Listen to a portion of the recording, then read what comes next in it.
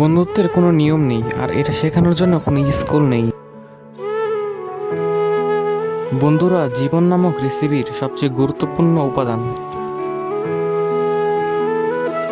প্রকৃত বন্ধুত্ব বাস্তব কবিতার মতো অত্যন্ত বিরল এবং মুক্তার মতো মূল্যবান।